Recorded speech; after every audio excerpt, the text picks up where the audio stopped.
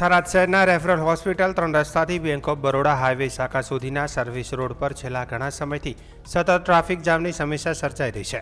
આ માર્ગ પર દરરોજ સર્જાતા ટ્રાફિકના કારણે સ્થાનિક નાગરિકો, દર્દીઓને, વાહન ચાલકોને ભારે હાલાકીનો સામનો કરવો પડી રહ્યો છે। રેફરલ હોસ્પિટલ જેવી મહત્વપૂર્ણ આરોગ્ય સંસ્થા નજીક વાહનોનું અવ્યવસ્થિત પાર્કિંગ અને કેટલાક વાહનોની બેદરકારીના કારણે ટ્રાફિકની સમસ્યા દિવસેને દિવસે વધુ ગંભીર બની રહી છે।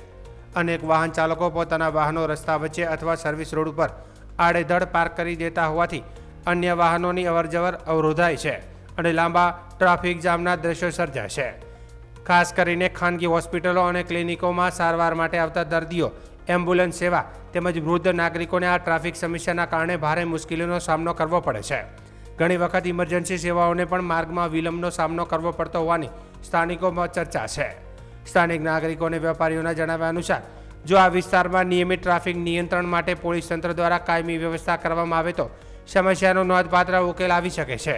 સ્થાનિકોની માંગ છે કે રેફરલ હોસ્પિટલ વિસ્તારમાં અને સર્વિસ રોડ પર દરરોજ ઓછામાં ઓછા 2 TRV અથવા GRD જવાનોની પોઈન્ટ ડ્યુટી મૂકવામાં આવે જેથી ટ્રાફિક વ્યવસ્થા સુચારુ બની શકે। નાગરિકોએ પોલીસ વિભાગ અને સંબંધિત અધિકારીઓને તાત્કાલિક અસરથી આ મુદ્દે ધ્યાન આપી યોગ્ય પગલાં લેવાની અપીલ કરી છે।